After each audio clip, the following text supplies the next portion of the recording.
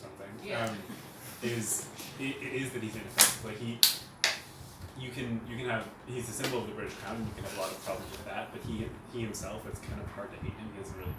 He's now the leader of the Commonwealth. Yes, yes. It's difficult to hate him, like, because it's not really. Nobody Why really is cares it about because I him. hate him? No, because nobody Yeah. really. You need so to hate somebody, you need to care about the person in the first place. Like nobody really cares about. That's my point. You either like him or you don't care. You don't viscerally hate him. He's not striking me. But Also, maybe that's why he was. my point is for you to resist him, or for you to have a problem with him visiting, it would be a problem with the British Crown, or the British reputation, which is a little more nuanced than just hating him. So, for instance, if Donald Trump came here, people would have a lot of issues and probably protest because you can That's that's a different question. But you can viscerally hate Donald Trump. Yeah. It's a little harder to hate the Prince of England, and I think part of the reason we wouldn't have seen a protest for this is that no one really viscerally hates him, and if you do have an issue with it, it's a little more nuanced and not something you're gonna walk out of the street. But let's not say resistance as in we hate him. But what about we know they're coming because of Brexit. I don't know, the top 5 things we're hoping will come out of this trip. We're hoping this type of collaboration. We're hoping that our vegetables will be sold. We're hoping that this. We're hoping that we also didn't prep in any shape or form. I think and it's there's the like timing. one artist. It's the timing.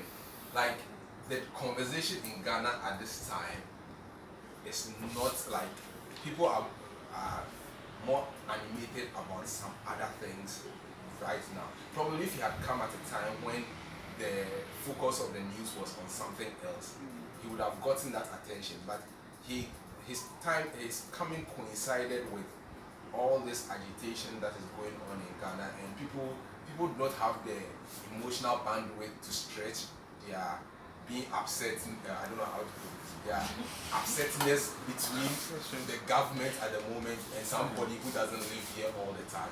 Like people just didn't have the bandwidth to stretch. But Sorry. No. Yeah, I don't know if you noticed, but they made the Speaker of Parliament go to the airport to welcome while the President and his vice were still in the country. I mean, it's a bit interesting, don't you think? Why do they send the Speaker of Parliament? Because usually it's the President or the Vice who goes to the airport to welcome such a dignitary, as so we should look at the nuances. Yeah. The president and was busy also, with KNUST and Medina. Well, I don't think Ghanaians had their minds on other issues, so they didn't focus on it. I think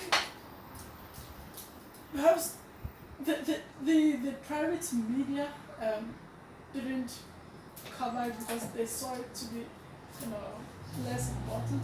But it was major on the national media outlets, Graphic Times, GTV, Radio Ghana. They covered these events extensively. So I think it was a matter of priority really, but not necessarily Ghanaians were too fixed on other issues that the visit of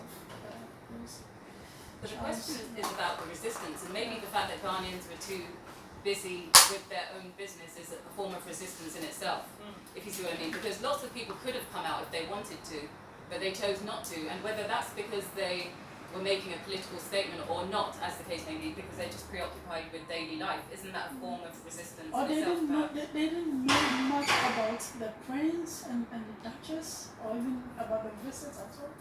Because how many Ghanaians even read signs on bills? And not the British High Commission casted. Or even the horrible possible truth that people don't even remember who colonized. That's true. I don't think people don't remember. I just think that, it didn't get a lot of media coverage when he was coming here. It didn't get a lot of media coverage from the media stations that people actually listen to. And right now, people's attention was on something else. Because I remember when the president of Togo was coming to Ghana, there was a bit of resistance from people. There were some people who went on the demonstration because of some political disturbances that were like people. There would be a certain pocket of people who would be concerned about it. But it's just that it came at a time when like our priorities are a bit on something else. And as I said, And you people think don't that is really care resistance, about just like Sylvia suggested, that is a resistance on not caring. This is not important. maybe. Yeah, Maybe. I think I also think it's a resistance because when there are two kinds. When you don't like something, you either fight it, but when sometimes you lose hope, you just don't. You still don't like it, but you just ignore it. So that's I think one point many people are at right now where they just don't like what is going on and they just don't really care. They hate the president And so much. the problem is because we don't see what can be done with the visit and all that it comes with. It's just like, why do you even bother? So many will just ignore it, but because we can't say that because they didn't necessarily voice out their concerns or agitation, they are in support of it. So that resistance is there. There's a silent one. Then I believe, as much as possible, the media didn't carry the visits on their stations because I don't follow a lot of media, but I wasn't seeing it anywhere. Social media, mainstream media, I was just not seeing it anywhere about the royal visit. So I just knew that okay, Prince Charles is here. And just shortly before that, I just heard of his coming. So I didn't hear much of it, and I think if not for the statement of the shared history, responsibility, and future, which no one has actually mentioned it outside set Liberia 7, like nobody. It's very rare. Nobody has mentioned it, and I don't know whether it's because they are not hearing it or they don't have a problem, but I believe it's more of they are not hearing anything about it, and that's I think the main situation. Yeah, you mentioned like you asked if people have forgotten who colonized us. I wouldn't say they have, but what is going to give an immediate result? So I think getting angry at the government, getting angry at the president, you can actually change that. You know, like you can go, I don't know how often Ghana votes, but you can go whenever that is, vote, and every 5 years. Four. We're safely in the middle. Jesus, wow. Yes, that's Good on you guys. But you can go and vote every 4 years, and you know if the majority is, I don't know, in agreement, you can actually change the ruler. Whereas Prince Charles, if you don't like him, okay, good on you. Like you have to go back to work. Even with Brexit, like there's so little that people in Africa who do not have British nationality can do about what's going on. So it's just I can get angry, but I still have to live my life, and there's other priorities that I can actually effect.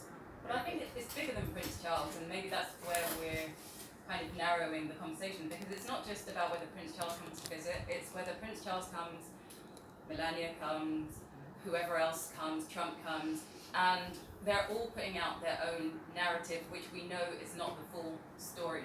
And so, in a sense, it's resisting not the system as such, but it's resisting something bigger than just one man. Like, personally, I have nothing against Prince Charles or, you know, Melania or whoever, but I have something against what they represent. And so that's where the resistance should be. It shouldn't necessarily be personal. And that's probably where it could be organised. It could be organised around these colonial narratives. I mean, the talk is called decolonialising the royal visit Ghana, but it could be decolonialising any state visit or anything that's in the news or making waves that is not the full story, so to speak. I don't know if you I think one of the reasons why people probably didn't resist is because nobody knows why, like officially why he's coming to the country. So if, for example, the government said, Prince Charles is coming to Ghana to come and discuss Brexit, blah blah, everybody would be like, what? And suddenly, like, that's the reason that he's coming here will get people's attention. But for all the way this visit has been portrayed, it's just a glorified tour trip, something like that, and people can't be bothered to invest their emotions in somebody who is touring his old property. Like, it's no longer your property and you're coming to take a look at it. Put on you. But if, for example, he said, if, for example, he said, we are coming to our old colonies, and Prince Charles is coming to Ghana because he wants to visit one of his old colonies. People would, like, whatever the reason is, people would pick up on that. But he just came to the country and, like, the government did not give any reason, the government did not say anything about it, he just showed up and he was taking pictures. Okay. I think, like, it kind of goes back to what you said, that it's something like Prince Charles or even Melanie to a certain extent, like they represent sort of like this sort of abstract system maybe that you can have a problem with, but it's not like a specific thing. Because like I think about, like when I think about like a political issue that involves the US and Ghana, there's a lot of resistance. It was like the military-based thing, and people were like really pissed off about it because it was like there's a very concrete thing that happened that got a lot of publicity and was a very like bad deal for Ghana essentially, and like that had there's a lot of talk, there's a lot of discussion about how like this is like outrageous, da da da da. Whereas like just a state visit is kind of like doesn't really connect to any specific thing. So like yes, maybe it has these other connotations, but you don't really. But it's also, I think I agree, but it's also maybe to kind of add on to what Sylvia was saying. It's not just kind of resisting their narrative, but what is Ghana's narrative about them coming? Why are they coming? How are we spinning that? Are we saying welcome to a tour of Ghana and the world? Let's be sure to broadcast this everywhere and say how beautiful Ghana is and how rich the culture is. Are we attaching our own narrative to these? Are we ready to kind of coast on the attention? It seems like we're not. Or am I being harsh again? I'd just like to make a point. He mentioned we have, there's a Rights to Information Bill which has been in Parliament for I think over 16 years. So we've had like 3 different governments not doing anything about it. But it shine promising that they Oh yeah, they each try to say that, oh, they would like to pass it and all of that. So it's more or less, we don't know the terms of engagement. And because the terms are not there, no one is really, you don't know what you're going to be fighting for or fighting against. So just that ignorance, that being in the dark, just makes it so difficult for... You would think the 999 people working for the president would be doing that work, since they have the money. But not what you're fighting for. It's like you were saying, like what's Ghana's narrative? I mean, so we know that Prince Charles is coming. We don't know the reason why he's coming. But in terms of resistance, we could at least, those of us who are like conscious of these things, be saying like, I hope that when Prince Charles comes, he is alerted to this and this issue, or he goes and sees this and this, or he knows that this and this is happening. Like there's a way that you can be proactive with your resistance, if you want to call it that, without it actually being like combative or reactionary or whatever. It's about putting out your own. I feel like a country that's doing really well at the moment is Rwanda. Yes. If you've been following what they're doing and Yes. how they liaise with humans of New York. Yes. Celebrities that come and They the image they portray. They sponsor. Is it Arsenal they sponsor? Yeah, Visit it's Arsenal. exactly. Yeah. Yeah. So they have control of their narrative. Exactly. Yes. So If you want to invest in Africa, probably you think about Rwanda before you think about beautiful cultural Ghana. yeah, but like as I said, I don't think that Prince Charles has. Maybe I might be wrong. That he has any like real power, like in terms of anything. For example, when Ellen DeGeneres went to Rwanda, she took a picture with the president. Ellen, in my opinion, has more power than the president because like she has a young following and people will actually take interest in Ellen going to So we could have Rwanda. invited her. Yes, so we That's could exactly our have. Yes, we point. could have. Exactly, We could have thank you. invited, like if we had invited Ellen, it would probably get us more attention. But the press is so uninteresting, like she said, it's so uninteresting that people can't be bothered to invest their emotion in. And we are probably wrong for feeling that way towards him, but what about, like I said, I don't think it's the fix that we should fixate on the prince himself as opposed to what he represents and what we can be putting out there about ourselves, if you see what I mean. It's not about Prince Charles. But let's say it's this same visit. Let's just take this visit again, and in this place we have Harry visiting. There would be a bigger conversation if Prince Harry came. Would there be? Like, Yes, there would be, because he's married But to. we don't negotiate for that. We negotiated for that. Because he's You married welcome to camp, but we need Harry. what's her name? Megan. Megan. She's married to Megan, and like everybody's excited about that. Like this guy is so not interested. Like No, he but the didn't thing generate is, but- any interest. but It it doesn't goes- matter like what he represents. The person himself didn't. Yeah, but it does matter what he represents, because even if you take put up any even if you take Prince Harry, what would the conversation be about? What's Meghan wearing? Look, she's 4 months pregnant, but she doesn't look like she's pregnant at all. You know, it'd be all these kind of silly things on the surface. Nobody would really be questioning, what do these two people represent? Like, they represent a monarchy that's at the head of an empire, whether or not it's a dead empire or not, it's still an empire, at the head of the Commonwealth. And what does this mean for Ghana? I don't think that there would be any kind of engagement on a deeper level if Harry came. It would just be more celebrities, more Ghanaian artists wanting to take selfies and stuff. But at some point, like even like it doesn't matter what the conversation is about. If they are talking about what she's wearing, at some point there will be a more interesting, there will be a more nuanced conversation. When Harry went to one of these Oceanic countries, and there was a picture of him sitting on a palanquin, being carried around, and people were pissed. Like he actively. What people? Like the Ghanaian people? Yes, there were Ghanaians who were pissed. There were Black Americans who were pissed. There were people in Australia who were pissed, and people zoomed in on the faces of the people who were carrying, and they looked really miserable to be carrying, and like because like they did something that got like Harry didn't really do anything. That's like I know like he represents something, but he didn't do anything. It's like when you have give a kid a toy and it doesn't do anything, you don't know how to react to it. Like do something, He didn't do anything. Like he's generally not interested. So even though he represents something, we are in a superficial generation that he had to have done something. Like Trump, if Trump came to Ghana, it doesn't matter if he was coming to give us a load of cash. People would be agitated. Even if he was going to give us free cash, people would be like, why the hell are we entertaining this guy? A lot of Because he has Ghanaians done love Trump, something. you know. A lot of Ghanaians, Yeah, but a lot of Christian people Ghanaians love but a lot of people also hate him. So like he has that, but the guy who came, like he doesn't inspire any hate or love from anybody. I He think just- so.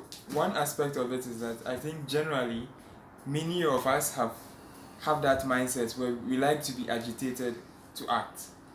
So because Prince Charles didn't really agitate anyone, that's why we're more apathetic towards the situation. If he came in as someone who was coming to attack something or he was in support of something we didn't really like, there would have been more comments or more like reaction towards his arrival. But since we don't really know what he represents, he didn't really incite us in any way. We don't have any record of him. push back against. Yeah, anything to fight. So and I think that's what we've been used to growing up, where you usually just challenge things when they come into your face, they're in your face and they're doing things which you don't really like. But if it's not that way, it's like, okay, this is not going to change anything. So we are not really moved to do much about such situations. But Ghana had a chance to make it. So if they had said, you know, he's not allowed to come unless we get this, unless he says something like this, people would notice. He would go to Gambia, to Nigeria, you know, and not to Ghana, and everyone would notice, and they wonder why. So Ghana actually had leverage in this, but it seems like either because of an apathetic populace or an apathetic government, they just didn't do it. They just We kinda didn't let get slide. info. The government didn't Yeah. give us information of whatever plans they wanted to do with him. Whatever, like, if the government has said, okay, we are, as I keep saying, if the government has, the prince is coming to Ghana and we are going to discuss diplomatic relations, people will be, why are we discussing it with him, not with this person? The government didn't give us anything. They just told us it was coming. and then they just took pictures and then they left. Like people don't know what to make of it. Like that's my problem. Like there was really no information on his coming, and there was no information about anything he did here. Yeah. And in general, we're apathetic if not for the fact that he mentioned those comments. So shared history, shared responsibility, shared future. So if those things were not actually mentioned, probably We wouldn't be here. yeah, it's something that could have happened that we would not really have even taken note of it because he hasn't that nothing. And we're so small, we're Yeah. really fringe here. Yeah. So basically they got away with it. They ran with it. Brian Accra, who's a satirist in Ghana, he dug up this article from 2001 where it stated that Britain blocked the EU land apology for the transatlantic slave trade. That's not so long ago. It's, not even 20 years ago that they decided to block it, and there hasn't been any apology. For instance, something like that would have, a friend of mine just texted me to remind me to bring it up. But that could have been a type of resistance or a type of thing we want to Possibly. And that might also be something that probably the media should have taken out when it's and civil society. Yes. And Ghanaians at large. Yes. You can't just come here and look at Nancy. Yes. You can't just come and visit slave ports Yeah. and say that we have a shared responsibility or something like that. You could have said that. Yeah, probably. I have a quick, it's not a quick question actually at all. It's a question though, just because 3 of 5 of us were Canadian. So there's a lot going through my head right now actually about France and about some francophonie that just happened, which was the same kind of rhetoric around our past and our history and our future and moving forward and all of those types of things. The Governor General, I'm just throwing it out now, but the Governor General for Canada, which is the Queen's representative, she was just in West Africa as well. Burkina, Ivory Coast, Nigeria. So it's kind of in the realm of conspiracy, but like, I do see a lot of factors moving in the same way and kind of going on that not just one dominant narrative or not just one dominant system or something like that, but a number of different actors. What I am wondering is, and again, it's a big question with a lot of history, but from my coming from Canada, there's a big growth in kind of conversation, decolonisation. There's people there, and I mean, there's a lot of layers to that because there's French, there's English, there's many different ethnic groups within that large land. And one of the big focuses, I think, is around decolonising different types of spaces. So decolonising university spaces, decolonising, I mean, everything's stolen land there. A lot of it is unceded land. And so I know it's a huge question in the context of Ghana, but I do wonder what is the strength or the drive of the movement here. I mean, of course, 61, you know, but right now, contemporarily, like, is there that big force? And I'm looking at this from an outsider because when I see the president basically telling Macron, you know, to kind of get out of here, beyond aid, blah blah blah, what's like rhetoric, it makes me okay. This is a grand statement that's being made, but what's actually happening on the ground? So I guess for my own information, or just to get a sense of, does that actually exist in different forms within? And it's interesting too because even like for Charlevoix, which is like a big international event, the Canadian government is sending Canadian Ghanaians to these events, right? And so like there's this all sorts of things going on. So it's really. I mean, I think it's quite telling that at this event here, as we are here, I mean, how many Ghanaians are here? Yeah. So maybe that says it all. So I have been involved in a few conversations on things like that with my friends in my workspace. I work with a lot of people from different countries in my office, and it's a very interesting experience. When I used to work at the airport, I would notice certain things. For example, at the airport, the check-in ladies are not allowed to keep their hair natural. and uphold. Yes, so which is very funny because on the companies that handle the ladies at the airport is Aviance and Menzies. They do not allow the ladies to keep their natural hair. However, if a girl on one of those teams somehow gets a job as a cabin crew, the airlines allow them to keep their hair. And this, like, there has been a lot of resistance in the airport. It's not really going far, but like there is that discussion going there. You now see a lot of people, Ghanaian, trying to be more understanding of their history and trying to push back on certain things. Like the conversation is not homogeneous and it's not big, but they are going on in small spaces. When you're on the internet, you notice certain groups of people that discuss these things. You see it in the artwork, you see it at places like Charlie Water, you see it in the way people dress, in the way people keep their hair, in the way people talk about these things. It's not there is no grand conversation going on, but people are waking up slowly to these things, and you see them in spaces. People do discuss them. However, there isn't like a national agenda where the government or is making some concerted effort, or even our culture, our chiefs are making any concerted effort to bring these things up.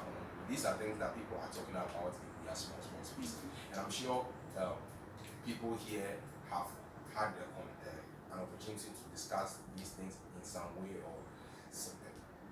At some point, at least once this year, where they've had to discuss what it meant to be Ghanaian, what it meant to be, they might not use the word colonize or decolonize, but what it meant to be more Ghanaian or something like that. Yeah. These conversations are happening, but there's no grand like the way Canada is being done.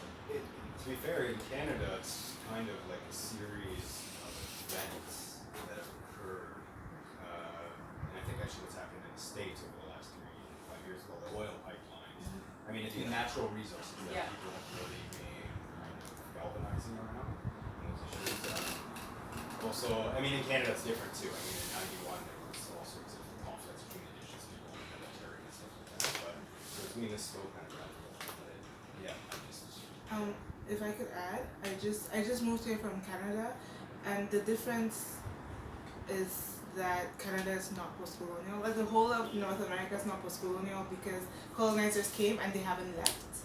So the organization is very, very different. I think in Africa there is organization, but it's like, you know, they came, did a whole bunch of bad stuff. I don't want to swear, but you know, did a lot of bad and then left. But in Canada, it's like they came and they're still there. So the fight is at your front door, whereas in Africa it's like in your yard or like across the curb. And so like you mentioned the airport, where like this I think there's niche areas where it's like people have their own fights. So I'm an art historian, and the British are loaning art from the Kingdom of Benin back to Benin for the Royal Art Gallery Art Museum that's opening up.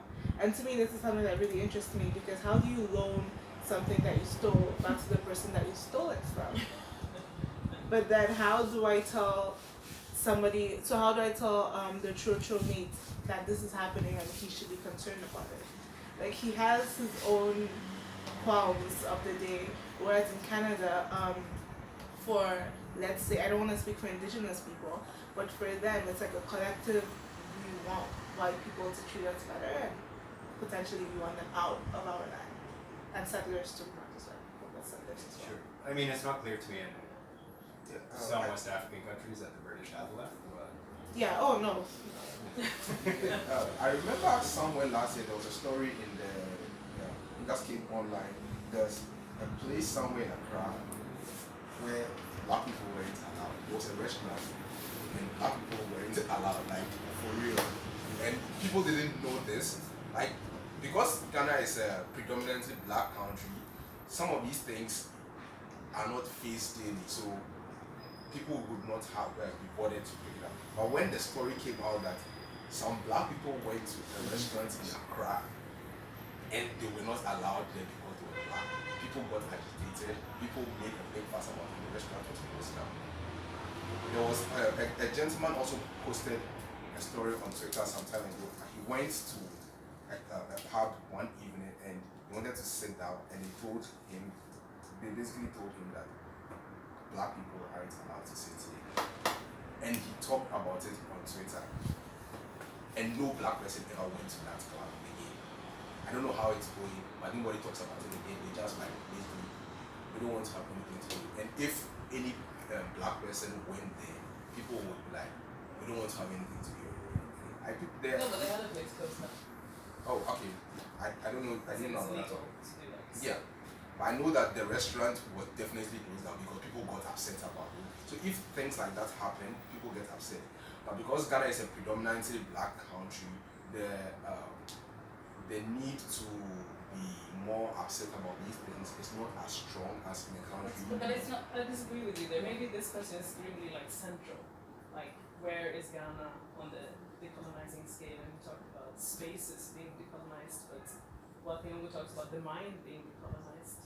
And I asked kind of about. I had the opportunity to ask very interesting professors the question about the Prince Charles visit in a conference that I went to this morning.